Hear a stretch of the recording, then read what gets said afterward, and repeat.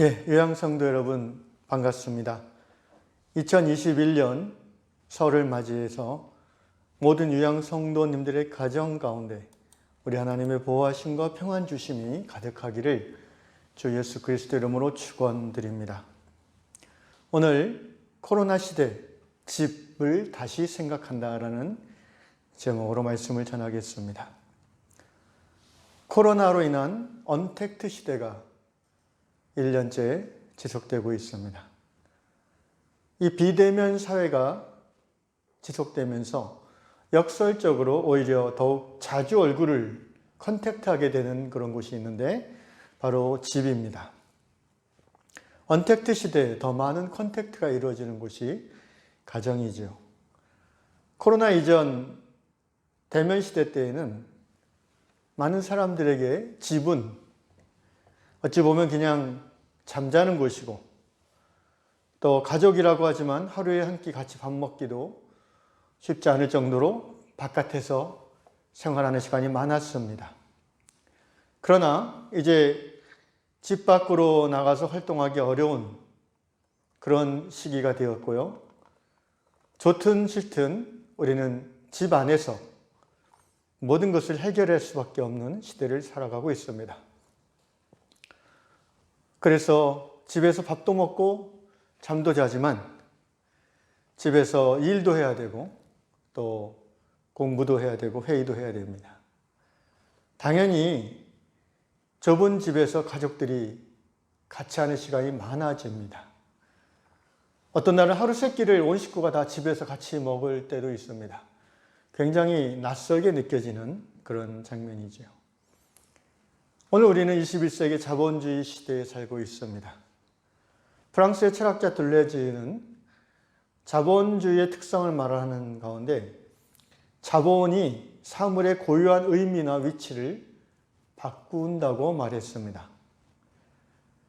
자본주의는 욕망을 막 부추기는 시스템입니다. 그래서 자기가 중심이 돼서 욕망을 이끌어가는 것이 아니라 어느 순간 그 욕망의 바퀴에 깔려버리게 되고 그때 집은 가정이라는 의미보다는 내 욕망을 실현하는 도구로 전락할 수 있다는 것입니다. 이제 더 이상 집은 가정과 안식처라기보다는 사회활동을 잘하기 위한 하우스로 여겨집니다. 특별히 우리 시대는 1인 가정이 거의 3분의 1 이상이 되고 있고요. 또 여러 가지 이유로 자녀를 갖지 않는 또는 갖지 못하는 가정도 굉장히 많아지었습니다. 그래서 더욱 우리 집이 가정이라기보다는 하우스로 여겨지기가 쉬운 것 같습니다. 그런데 코로나가 닥쳤습니다. 이제 사람들은 자본이 부채질하는 욕망에 달리기를 강제로 멈추고 집 안에서 생활하게 되었습니다. 어떻게 생각하면 바로 이 시기는 우리가 가정으로서의 집을 다시 생각하고 회복할 수 있는 하나님 주신 기회가 아닌가 싶습니다. 집은 다른 사람의 시선을 피할 수 있는 피난처입니다. 노동의 필요를 풀 수 있는 쉼터입니다. 경쟁 속에서 지쳐버린 몸과 마음을 회복할 수 있는 힐링 플레이스, 그것이 바로 가족과 함께하는 집이고 가정입니다. 그런 의미에서 하우스, 곧 물리적인 의미의 하우스도 의미가 있습니다. 영화 기생충을 보신 분은 이 장면을 기억할 겁니다. 반지하 그 지하방에서 와이파이가 잡히는 그런 집안의 위치를 찾다 보니까 화장실 변기 위인데 그 오빠와 여동생이 그 자리를 쟁탈전을 벌일 정도로 그런 좁고 불편한 집이 거기에 있습니다. 누구도 그런 집에 살고 싶지 않을 것입니다. 아무리 집이 작다 하더라도 최소한 부부만을 위한 침실이나 또 자녀 한 사람 한 사람을 위한 공간이 구별되는, 거기다 조금 더 사치를 부린다면 기도와 묵상을 할 수 있는 그런 작은 기도방, 그 정도를 갖춘 집을 우리 모두는 최소한 살고 싶어 합니다.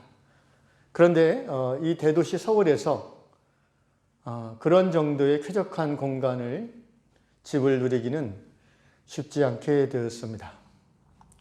어쨌든 이제 코로나 시대에 컨택트하는 시간이 굉장히 많아졌습니다. 가족들은 서로서로 얼굴을 보고 한 공간에서 지내야 됩니다. 깊이 생각 안 하고 이 시기를 같이 가다 보면 가족 간에 부딪히는 일이 많아지고 오히려 갈등이 심화돼서 가정이 지옥으로 변할 수도 있습니다. 그런 의미에서 오늘 하나님께서 우리 위한 가족들이 주시는 하나님의 말씀은 대단히 의미가 깊습니다.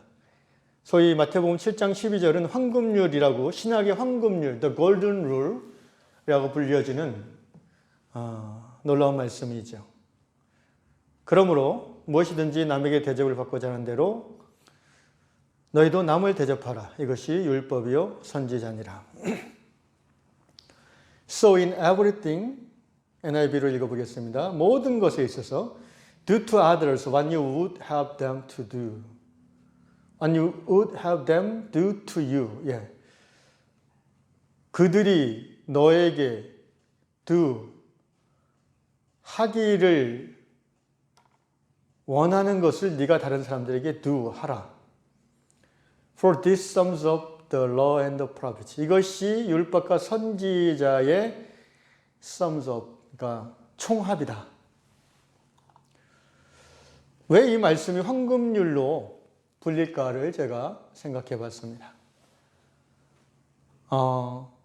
신약 성경에서 가장 중요한 말씀이라고 하면 보통 우리가 마태복음 22장에 나오는 예수님의 말씀을 꼽습니다.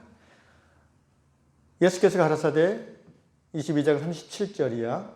내 마음을 다하고 목숨을 다하고 뜻을 다하여 주 너의 하나님을 사랑하라 하셨으니 이것이 크고 첫째 되는 계명이요 둘째는 그와 같으니 내 이웃을 내 몸과 같이 사랑하라 하셨으니 이 두 계명이 온 율법과 선지자의 강령이니라. 이 말씀의 끝에도 온 율법과 선지자의 강령이니라라는 말씀이 있습니다. 아까 마태복음 7장 12절과 같은 표현입니다. 이 말씀은 하나님을 사랑하고 이웃을 사랑하라는 예수님의 말씀입니다. 한 바리새인 율법사가 가장 큰 계명이 뭐냐고 물어봤을 때 이 말씀으로 대답해 주셨습니다. 그런데 마태복음 7장 12절도 율법과 선지자의 총합이다라고 끝에 말씀을 붙여주셨습니다. 결국 이 마태복음 7장 12절과 마태복음 22장에 나오는 하나님 사랑, 이웃 사랑, 이 두 말씀은 어떻게 보면 동전의 양면 같다고 할 수 있겠습니다. 구체적으로 생각해 보면 하나님을 사랑하고 하나님을 어떻게 사랑하라는 것입니까? 네, 오늘 주신 그 황금률 말씀대로 하나님이 너에게 해주기를 원하는 것을 네가 먼저 하나님에게 대접하라는 것이죠. 그게 하나님을 사랑하는 방법이라는 겁니다. 이웃을 어떻게 사랑합니까? 내 이웃이 너에게 해주기를 원하는 것을 네가 먼저 이웃에게 실천하라는 것이죠. 그것이 바로 하나님 사랑, 이웃 사랑의 내용일 수 있습니다. 그러므로 오늘 이 황금률 마태복음 7장 12절의 말씀은 예수께서 말씀하신 가장 큰 계명 두 가지를 실천할 수 있는 내용이라고 할 수 있겠습니다. 그런 의미에서 신약의 골든룰이라고 불려도 무방하다고 생각합니다. 어쨌든 이 말씀을 우리는 가정 안에서 먼저 실천할 필요가 있습니다. 언택트 시대에 컨택트하는 시간이 훨씬 많아진 가정 안에서 관계를 어떻게 행복한 관계로 만들어 나갈 것인가, 그 비결이 이 말씀 안에 있죠. 다른 사람이 너에게 해주기를 원하는 것을 네가 먼저 그 사람에게 해라. 그러니까 나를 중심으로 생각하지 말고 상대방을 중심으로 헤아려 보라는 것입니다. 남편에게 아내가 우리 남편이 나를 좀 친절하게 대해줬으면 좋겠어. 우리 남편은 너무 무뚝뚝해. 라는 그런 바람이 있다면 먼저 남편에게 친절하게 상냥하게 말을 걸고 그런 태도로 대하라는 것입니다. 자녀가 아버지에게 우리 아버지는 너무 권위주의적이야. 너무 명령조야. 라고 불만이 있을 수 있습니다. 그렇다면 그 자녀가 이 말씀을 오늘부터 듣고 나서는 이렇게 생각을 바꿀 수 있습니다. 아, 내가 먼저 아버지에게 순종해야겠다. 내가 먼저 아버지가 말하기 전에 알아서 아버지의 마음을 시원케 해드려보자. 그것이 바로 관계 회복의 비결이지요. 또 아버지 입장에서는 우리 애들은 이렇게 뭘 시키면 말을 안 들어. 뭘 이렇게 한마디 물어보면 퉁명스러워. 그러면은 내가 먼저 애들에게 상냥하게 시키기 전에 내가 먼저 애들을 위해서 해야겠다라는 그런 사고의 전환, 생각의 바꿈이 바로 이 마태복음 7장 12절을 실천하는 데 핵심이 되는 것이라고 생각합니다. 노너, 공자의 제자들이 편찬했다는 우리 동양 고전 중에 노너의 위령공 편에도 비슷한 말씀이 있습니다. 기소부력, 물시어인이라. 부력, 내가 부력, 원하지 않는 것, 기소부력, 그것을 물시어인, 다른 사람에게 시키지 말라 이거죠. 신약 마태복음은 헌금률을 부정형으로 표현한 것이라고 생각합니다. 내가 하고 싶지 않아. 근데 다른 사람도 하고 싶지 않을 거 아닙니까? 근데 계급사회에서는 그걸 이제 시키죠. 그렇게 하지 말라는 거예요. 그 사람이 당신의 권위 아래 있기 때문에 어쩔 수 없이 할 수도 있겠지만 관계는 멀어진다는 겁니다. 생각해 볼 만한 그런 말씀입니다. 말씀의 결론을 맺겠습니다. 이제 싫든 좋든 코로나 시대는 현실이고 올 설에도 우리가 모든 가족이 모이기 어려웠던 것처럼 올 추석에도 아마도 모든 가족이 모이지 못할 수도 있을 겁니다. 그리고 바깥에서 활동하는 시간은 점점 줄어들 수밖에 없고 이제 집 안에서 가족들이 얼굴을 맞대는 시간은 훨씬 더 많아집니다. 가정 안에서 있는 시간이 많아질수록 가족 관계에서 우리가 행복을 찾아야 되겠습니다. 이전과 같이 집을 그냥 하우스로 여기는 그런 마인드로 산다면 우리는 가족 구성원들 간에 더 많은 갈등과 충돌이 일어날 수밖에 없을 것입니다.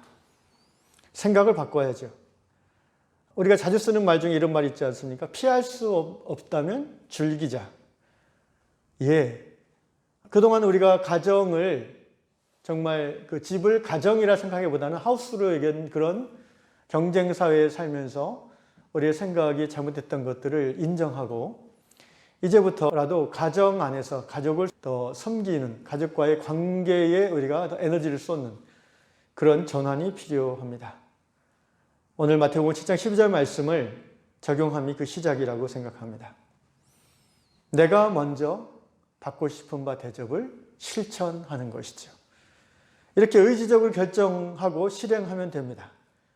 그러나 많은 경우 작심삼일이 될 수가 있죠. 사람은 그렇게 쉽게 생각이 바뀌는 존재가 아닙니다. 새로운 습관이 생성되는 최소한 40일이 걸린다고 하지 않습니까? 그래서 작심삼일을 한 13번쯤 반복하시면 이 거룩한 습관이 우리에게 자리 잡을 수 있을 것입니다. 그러기 위해서 우리는 하나님 앞에 주여 우리가 이 황금률을 실천할 수 있는 힘과 지혜를 더해달라고 날마다 기도해야 될 것입니다. 더 나아가서 가정 안에서 이 말씀을 실천할 뿐 아니라 우리 요양 공동체 안에서도 이 말씀을 적용할 수 있어야 됩니다. 컨택트 할 수 없는 함께 모여서 같이 밥 먹고 소그룹을 나누고 성경 공부할 수 없는 이런 시대에 우리가 그냥 손 놓고 발 놓고 성도의 교제를 포기해야 되는가? 그렇지 않다고 생각합니다.